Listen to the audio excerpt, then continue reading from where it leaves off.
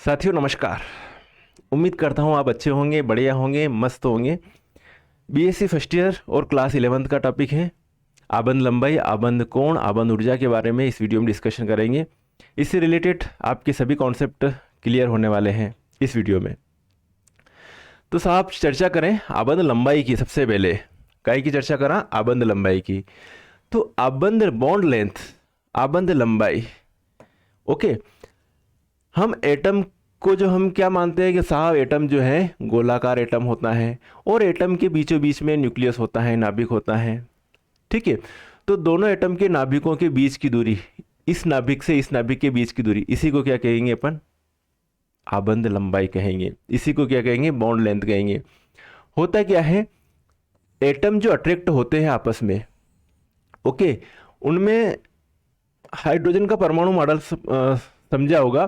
तो होता क्या है कि जैसे कि ये बात करें कि हाइड्रोजन एटम में एक इलेक्ट्रॉन है, एक प्रोटॉन है। तो इलेक्ट्रॉन इलेक्ट्रॉन और प्रोटॉन प्रोटॉन मतलब नाभिक नाभिक के बीच में क्या होता है? रिपल्शन होता है साहब। क्या होता है? रिपल्शन। यहाँ पर तो किसकी बात करेंगे भैया कि प्रतिकर्षण हो रहा है, प्रतिकर्षण हो रहा है। लेकिन एक का नाभिक और दूसरे का इलेक्ट्रॉन, ओके, इसका नाभिक और इसके इलेक्ट्रॉन के बीच में यहां पर कौन सा फोर्स काम कर रहा है? आकर्षण बल काम करता है। क्या कौन सा फोर्स काम करता है? अट्रैक्शन फोर्स काम करता है।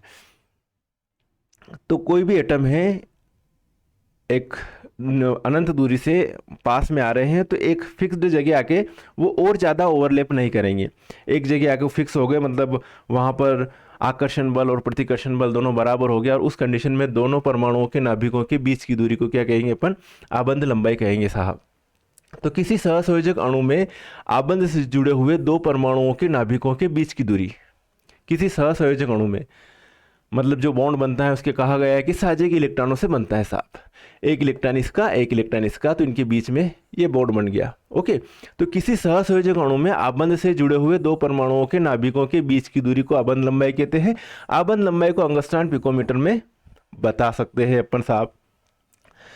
इसका मान परमाणुओं की सहसंयोजक त्रिज्या, बंध की प्रकृति आदि पर निर्भर करता है। आबंद लंबाई का मान जितनी ज़्यादा रेडियस होगी साहब, जैसे कि दो एटम है, साइज छोटा है तो आबंद लंबाई कम होगी।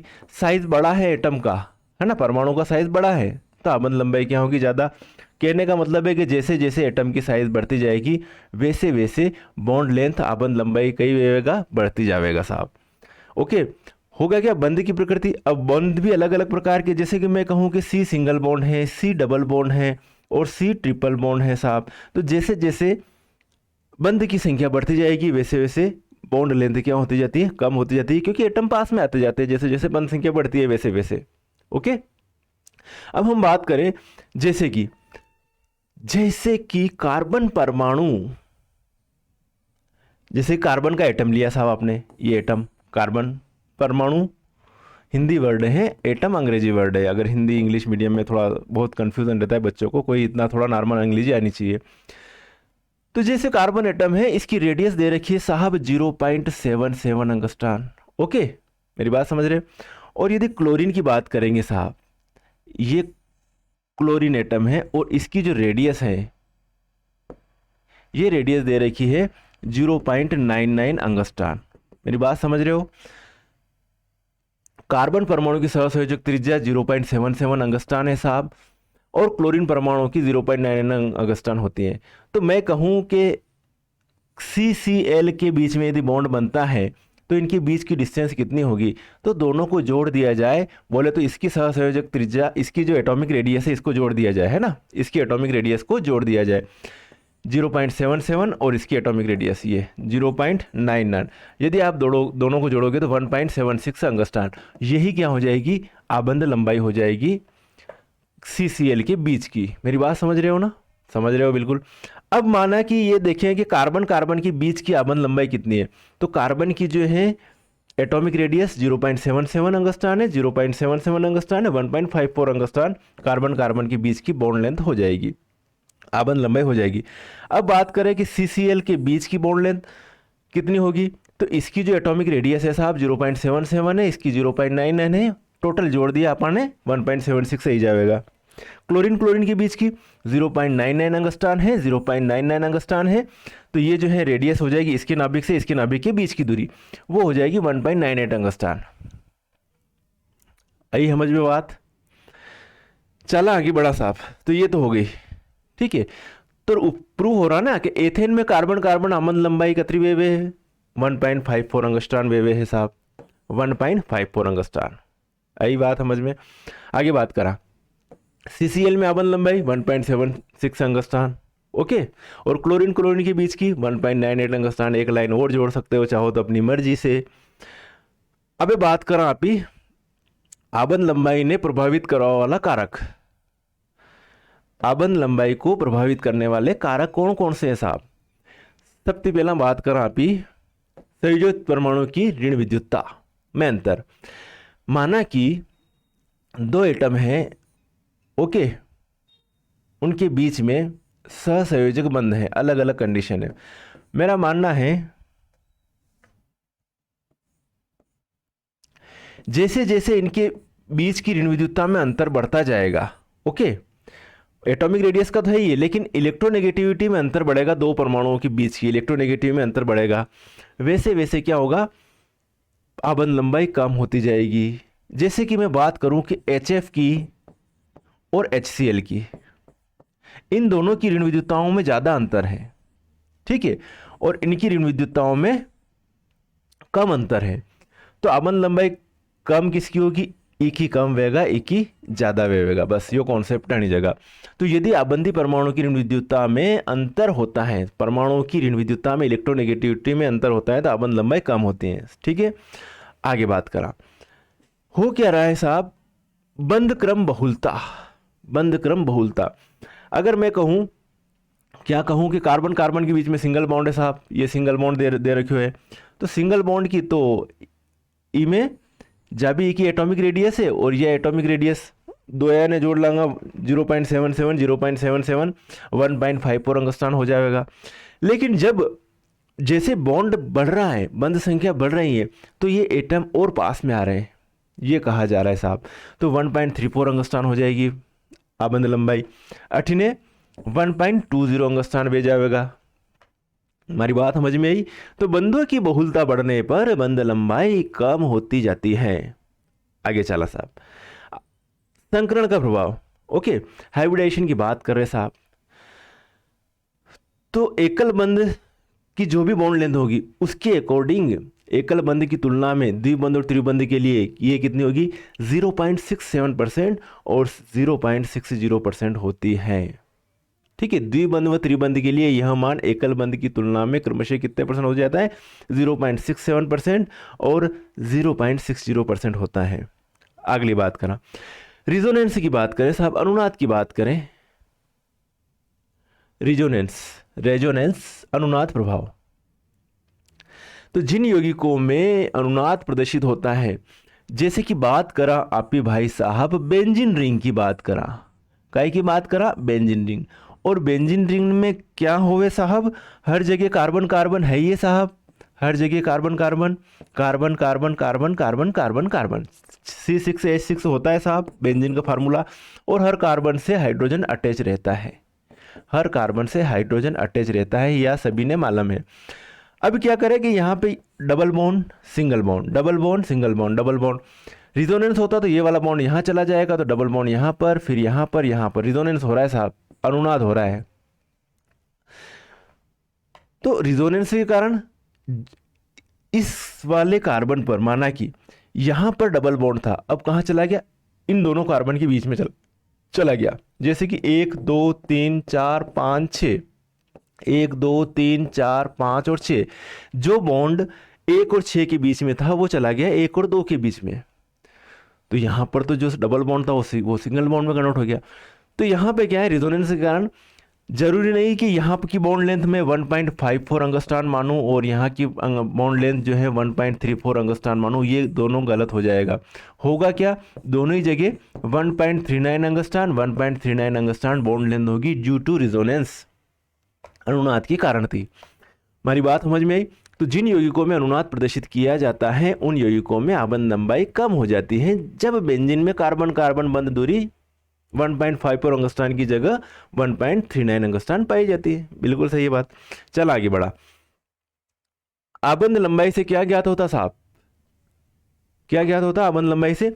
अगर मैं कहूं कि दो एटम के बीच की डिस्टेंस बढ़ती जा रही है तो बंध क्या हो जाएगा? दुर्बल होगा। ओके, बॉन्ड क्या होगा? वीक होगा, दुर्बल होगा। और यदि एटम पास पास में है तो उस कंडीशन में मैं ये कहूँगा साहब कि बंध क्या है? प्रबल है, स्ट्रॉन्ग है। तो आबंध लंबाई से यह ज्ञात होता है कि बंध कितना प्रबल है। आबंध लंबाई अधिक वेवाती बंध दुर्बल वेवेगा और आबंध लंबाई कम वेगा, है ना, आबंध लंबाई कम वेवेगा तो बंध कई वेवेगा? प्रबल वेवेगा। ओके, मेरी बात समझ में आ गई? आइए साहब, आगे बात करें यहाँ पे आबंध कोण की, बॉन्ड एंगल। तो चौथी पांचवी से अपन पढ़ते आ रहे हैं बॉन्ड एंगल के 180 डिग्री का होता है, ये 90 डिग्री का होता है, 105, 107, 108, 109 जो भी होते हैं बॉन्ड एंगल। जब भी बॉन्ड एंगल की बात करेंगे तो हमारे पास कम से कम 3 एटम तो होने चाहिए। ओके, तब हम बॉन्ड एंगल की बात करेंगे, क्योंकि दो बॉन्ड बंधों के बीच के एंगल को क्या कहते हैं? बॉन्ड एंगल कहते हैं। जैसे कि यहाँ पर है ऑक्सीजन है, यहाँ पर हाइड्रोजन है, यहाँ पर हाइड्रोजन है। ओके, ये H2O हो गया साहब, ये H2O हो गया। अब क्या है कि ये वाला जो एंगल है, ये वाला एंगल, इसको क्या कहेंगे? बॉन्ड एंगल कहेंगे। जैसे कि BeCl2, तो BeCl2 में बेरिलियम सेंट्रल एटम, सेंट्रल का मतलब बीच में बैठा हुआ, केंद्रीय परमाणु कह सकते हैं। ओके, अब इन दोनों बंधों के बीच के कोण को क्या कहते हैं? बंध कोण। और यहाँ पे बॉन्ड एंगल कितना है? 180 डिग्री है। तो क्या हो रहा साहब? अबंध कोण किने के वे? तो किसी अणु में केंद्रीय परमाणु से संलग्न, किसी अणु में केंद्रीय परमाणु से संलग्न दो निकटवर्ती आबंधों के बीच के। जैसे कि CH4 की बात करेंगे तो CH4 में दो निकटवर्ती आबंध कौन से हो गए? ये दो निकटवर्ती आबंध। दो निकटवर्ती आबंधों के मध्य बने कोण को क्या कहते हैं? आबंध कोण कहते हैं। आबंध कोण का मात्रक डिग्री है कि 180 डिग्री है, 90 डिग्री है, जो भी है डिग्री वे। मेरी बात समझ में आएगी? तो आबंध कोण की डेफिनेशन समझ में आगी वेगा डेफिनेशन। तो आगे बात करा, ई आबंध कोण ने प्रभावित करवा वाला कारक कौन कौन सा है?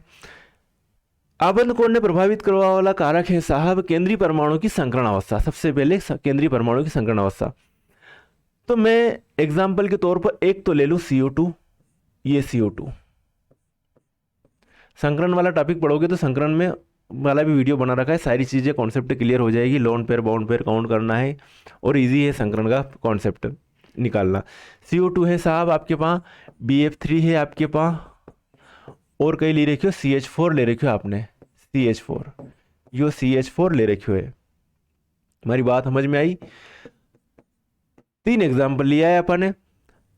अब यहां पर जो है, इस पर है sp हाइब्रिडाइजेशन है, इस पर है sp2 हाइब्रिडाइजेशन है, ई पे है sp3 हाइब्रिडाइजेशन है। sp, sp2, sp3 hybridisation. Okay, यहाँ पे 2 ही सिग्मा बॉन्ड से गिरा हुआ है कार्बन, यहाँ पे 3 सिग्मा बॉन्ड से गिरा हुआ तो sp2 हो गया, यहाँ पे 4 सिग्मा बॉन्ड से गिरा हुआ तो sp3 हाइब्रिडाइजेशन हो गया। तो केंद्रीय परमाणु कई है इनमें, यो C केंद्रीय परमाणु है साहब, समझ में आई? यो C केंद्रीय परमाणु है, यहाँ पे B केंद्रीय परमाणु है और यहाँ पे C।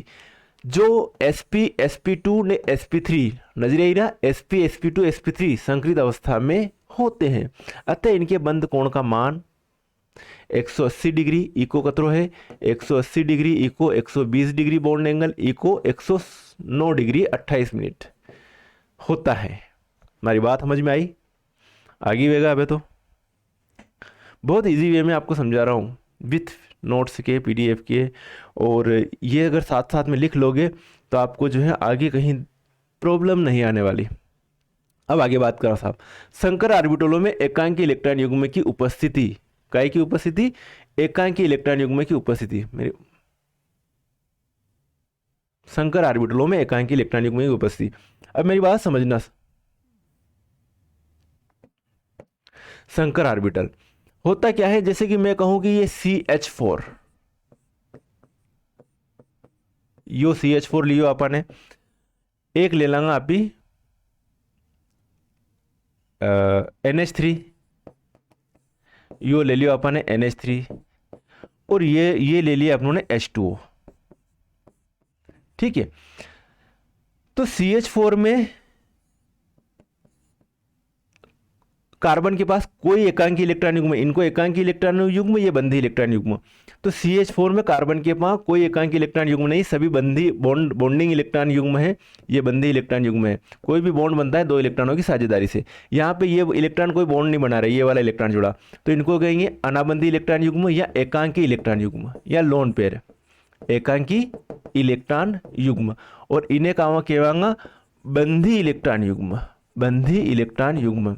ठीक है, होता क्या है VSEPR के अकॉर्डिंग सबसे ज़्यादा प्रतिकर्षण होता है लोन पेयर के बीच में, फिर होता है लोन पेयर बॉन्ड पेयर के बीच में, और फिर होता है साहब बॉन्ड पेयर प्रतिकर्षण सबसे ज़्यादा होता है ना, सबसे ज़्यादा प्रतिकर्षण ये फिर ये VSEPR के अकॉर्डिंग।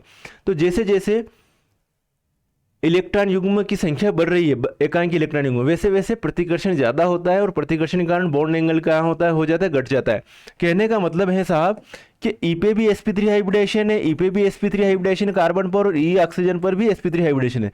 तो बॉन्ड एंगल तो होना चाहिए 109 डिग्री 28 मिनट, लेकिन 109 डिग्री 28 मिनट तो सिर्फ इको है, क्योंकि इसमें सभी सिग्मा बॉन्ड है, और इसमें लोन पेयर बॉन्ड पेयर है, तो इसमें बॉन्ड एंगल हो गया 107 डिग्री, और इको बॉन्ड एंगल हो गया और 104 डिग्री, और कम हो गया बॉन्ड एंगल। हमारी बात समझ में आई? तो बंधी क्या लिखा हुआ है, नाइट्रोजन परमाणु sp3 संकरित अवस्था में होता है, अतः बंध कोण 109 डिग्री 28 मिनट है ना, या 109.5 डिग्री भी लिख सकते हैं। ठीक है, क्योंकि 60 मिनट बराबर 1 डिग्री होता है। तो एकांकी इलेक्ट्रॉन युग्म की उपस्थिति कारण बंध कोण घटकर कितना रह जाता है, 109 डिग्री 28 मिनट की जगह 107 डिग्री रह जावे हैं। अतः एकांकी इलेक्ट्रॉन युग्म की उपस्थिति कारण बंध कोण का मान घट जाएगा, कम हो जाएगा। स्क्रीनशॉट ले लेना, चाहो तो समझ लेना। आई बात समझ में? बॉन्ड एंगल के बारे में चर्चा करिए अपन ने, बड़ी अच्छी चर्चा करी है। आगे बात करा बंदी परमाणु की ऋण विद्युतता। जय हो। बंदी परमाणु की ऋण विद्युतता हो क्या रहा है बेटा जी, साहब जी, कि ये लिया अपनों ने NH3, यो लियो अपन ने PH3, और नाइट्रोजन फास्फोरस यो लियो अपन ने ASH3। ध्यान से समझो, देखो सभी में सेम कंडीशन है कि 3 तो बॉन्ड पेयर है ना, 1 लोन पेयर है। फिर बॉन्ड एंगल में चेंज कितना हो गया, बॉन्ड एंगल में चेंज क्यों हो गया साहब, ये बात समझना अपने को, ये बात अपन ने समझनी।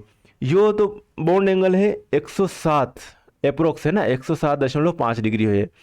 इको बॉन्ड एंगल है 93.5 है, 93.5 डिग्री है। इको बॉन्ड एंगल हो गया 91.8 डिग्री हो गया। तो ये बॉन्ड एंगल कम क्यों रहा, क्योंकि केंद्रीय परमाणु की जैसे जैसे ऋण विद्युतता घटेगी, इलेक्ट्रोनेगेटिविटी डाउन होगी। सबसे ज़्यादा इलेक्ट्रोनेगेटिव नाइट्रोजन है, 50 फास्फोरस है, 50 आर्सेनिक है। तो जैसे जैसे इलेक्ट्रोनेगेटिविटी डाउन होगी, लोन पेयर बॉन्ड पेयर प्रतिकर्षण और लड़ाई झगड़ा बढ़ जाएगा, और लड़ाई झगड़ा बढ़ जाएगा तो फिर वापस क्या होगा, बॉन्ड एंगल कम हो जाएगा। तो कहने का मतलब है बंदी परमाणु की ऋण विद्युतता, तो ऋण विद्युतता जैसे जैसे कम हो रही है वैसे वैसे बॉन्ड एंगल कम होता जा रहा है। तो केंद्रीय परमाणु की ऋण विद्युतता के कारण बंद कोण पर प्रभाव पड़े हैं। जिन अणुओं के केंद्रीय परमाणु अधिक विद्युत ऋणात्मक होते हैं उनके आबंध कोण में लोन पेयर बॉन्ड पेयर प्रतिकर्षण कम होता है, तो बॉन्ड एंगल ज़्यादा होगा। हमारी बात समझ में आएगी?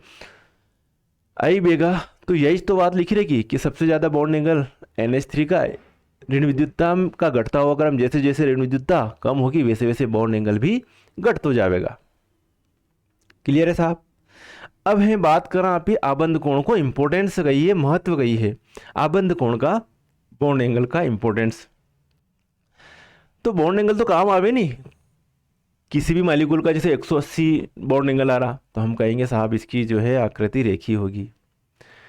ठीक है, sp3 हाइब्रिडेशन आ रहा है, 109 डिग्री 28 मिनट एंगल आ रहा तो कहेंगे इसकी चतुष्फल की टेट्राहेड्रल ज्यामिति होगी, किसी की समतल त्रिकोणीय होगी, किसी की अष्टफल की होगी। तो वो किसके आधार पर बता रहे अपन, किसी की वर्ग समतली होगी। तो बॉन्ड एंगल के आधार पर अपन अंदाजा लगा रहे हैं कि इको बॉन्ड एंगल इतना है तो ये जो है इसका जो क्या होगा, आकृति ऐसी होगी। तो आबंध कोण की सहायता थी कई कर सका भी, अणु की संरचना देखी लांगा, अणु की ज्यामिति निर्धारित कर लेंगे। आबंध कोण के माध्यम से ऑर्बिटलों के संकरण तथा बंधों के आयनिक गुण का भी ज्ञान होता है, आयनिक गुण का भी ज्ञान होता है।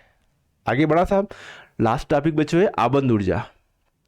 अब आबंध ऊर्जा कहीं में छावे आपने, तो है क्या है कि माना कि दो एटम हैं, इन्हें ये बॉन्ड बनेगा, दूर दूर से आ रहे तो बॉन्ड बन रहा है, तो बॉन्ड बनते टाइम, ठीक है, बॉन्ड बनते टाइम ऊर्जा उत्सर्जित होती है, और बॉन्ड तोड़ेंगे, है ना, बॉन्ड टूटेगा, बॉन्ड टूटेगा, टूटेगा तो ऊर्जा क्या होगी, उत्सर्जित ऊर्जा अवशोषित होगी, लगेगी।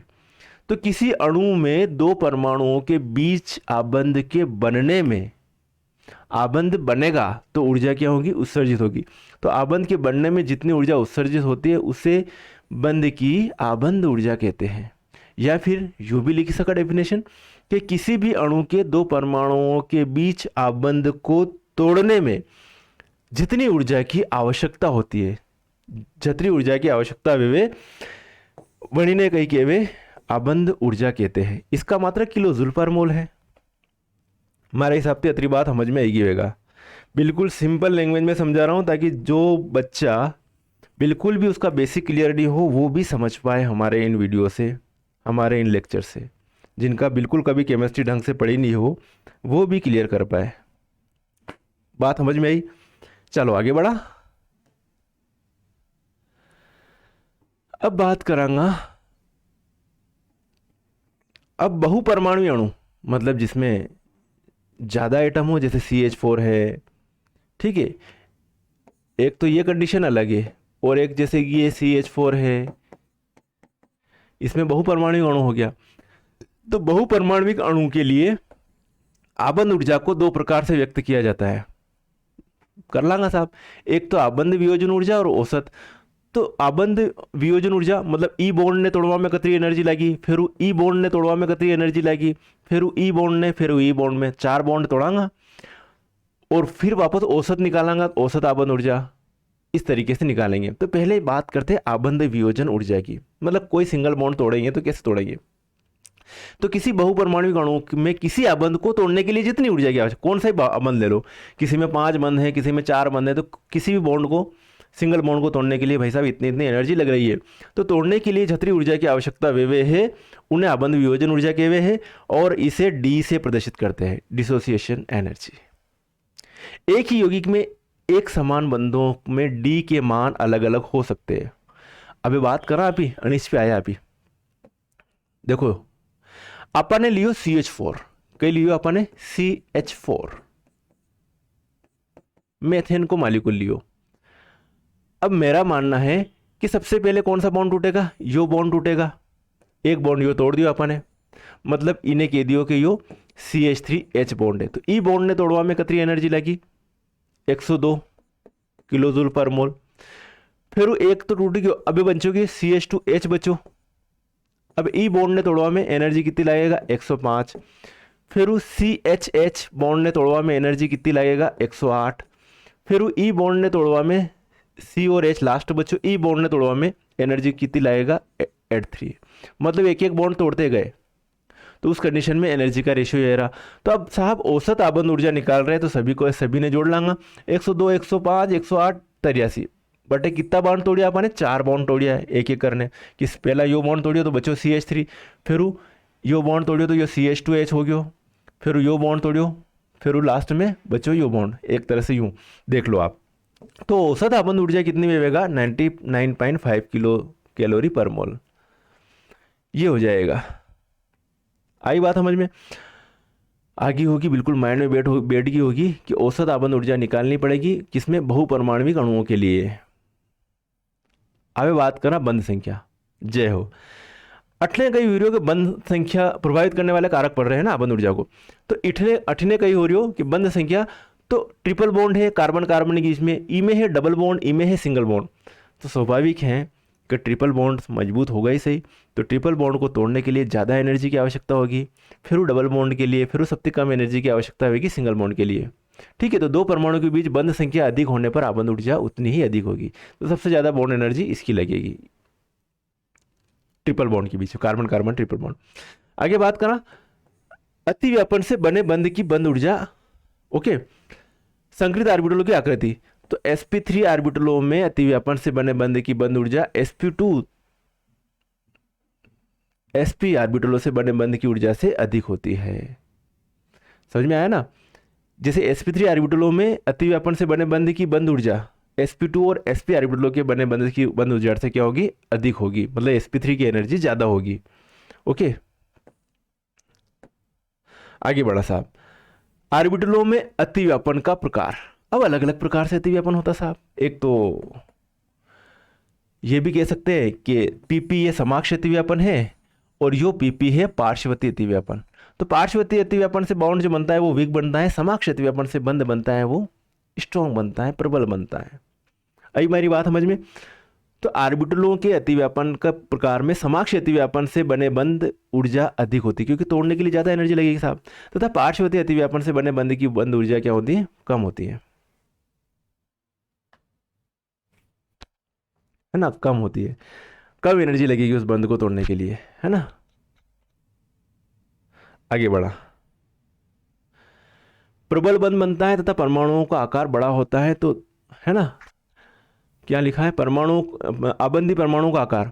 अब आबंधी परमाणु के जब आकार की बात करेंगे अपन, तो ये आकार यदि बड़ा आकार है तो आबंध लंबाई ज़्यादा होगी, तो तोड़ने के लिए कम एनर्जी लगेगी। तो परमाणुओं का छोटा आकार होने पर प्रबल बंध बनता है तथा परमाणुओं का आकार बड़ा होता है तो दुर्बल बंध बनता है, और दुर्बल बंध को तोड़ने के लिए कम एनर्जी की आवश्यकता होती है।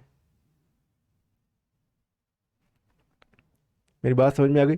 अब बात करें एकांकी इलेक्ट्रॉन युग्म की उपस्थिति। मेरी बात सुनना, एकाकी इलेक्ट्रॉन युग्म अभी बात करी थी ना अपनों ने, जैसे कि ये NH3 है और एकांकी इलेक्ट्रॉन युग्म की उपस्थिति के कारण क्या होता है? लोन पेयर बॉन्ड पेयर प्रतिकर्षण बढ़ जाता है और बॉन्ड लेंथ बढ़ जाती है। तो एकांकी इलेक्ट्रॉन युग्म की उपस्थिति के कारण बंध लंबाई बढ़ जाती है साहब, बंध लंबाई बढ़ जाती है, अतः आबंध ऊर्जा का मान घटता है। नेक्स्ट है रिजोनेंस। रिजोनेंस के कारण क्या होगा साहब? कि आबंध लंबाई घट जाती है। जैसे बेंजीन में अपन बात कर रहे हैं ना कि बेंजीन में, मेरी बात सुनना, बेंजीन में कार्बन कार्बन के बीच की बॉन्ड लेंथ होनी क्या चाहिए? 1.54, लेकिन होती क्या है? 1.39 ड्यू टू रिजोनेंस। किसके कारण? रिजोनेंस के कारण। ठीक है, अभी बताया ही था मैंने बेंजीन के बारे में, रिजोनेंस होता है और रिजोनेंस के कारण ये जो बॉन्ड है वो डिलोकलाइज रहते हैं। तो अनुनाद के कारण आबंध लंबाई घट जावे है, अतः आबंध लंबाई का मान अधिक होगा। अनुनाद ऊर्जा है ना, अनुनाद के कारण आबंध लंबाई घट जाती है, और घट जाती है तो तोड़ने के लिए ज़्यादा एनर्जी चाहिए, तो आबंध ऊर्जा का मान अधिक होगा। चलो, कंफ्यूज नहीं होना है ना, आराम से कॉन्सेप्ट से करेंगे। अब आबंध ऊर्जा के उपयोग क्या है साहब? तो अणु के स्थायित्व के बारे में अनुमान लगाया जा सकता है, बंध की प्रकृति के बारे में अनुमान लगाया जा सकता है कि बल प्रबल है कि दुर्बल है, संभव ऊष्मा की गणना की जा सकती है, रासायनिक अभिक्रिया की क्रियाविधि स्पष्ट की जा सकती है कि भैया ज़्यादा टाइम लगेगा बंध को तोड़ने में, ज़्यादा एनर्जी लगेगी, तो उस हिसाब से ज़्यादा टाइम लगेगा केमिकल रिएक्शन में। तो ये सारी चीज़ें हैं साहब। तो आई होप, मैं उम्मीद करता हूँ कि ये जो इस वीडियो में आपके 3 कॉन्सेप्ट क्लियर हुए होंगे, आबंध लंबाई, आबंध कोण, आबंध ऊर्जा। ओके, सिस्टमेटिक तरीके से पूरा कोर्स अगर आपको कंप्लीट करना है तो इसी वीडियो की डिस्क्रिप्शन में आपको एप्लीकेशन की लिंक मिल जाएगी, मोबाइल नंबर मिल जाएंगे, आप कांटेक्ट कर सकते हो कि पूरा कोर्स हम किस तरीके से पढ़ सकते हैं। एप्लीकेशन पर आपको सारा पूरा कोर्स करवाया जाएगा, जिसमें सभी कोर्सेज से रिलेटेड सभी वीडियोस होंगे, उसके PDF नोट्स मिलेंगे, हैंड रिटर्न भी होंगे, कुछ टाइपिंग वाले भी होंगे, सभी तरह के नोट्स मिल जाएंगे आपको। बाकी सिस्टमेटिक तरीके से कोर्स कंप्लीट करवा दिया जाएगा। ओके, तो साथियों मिलेंगे नेक्स्ट वीडियो में, तब तक के लिए ओके बाय, जय हिंद।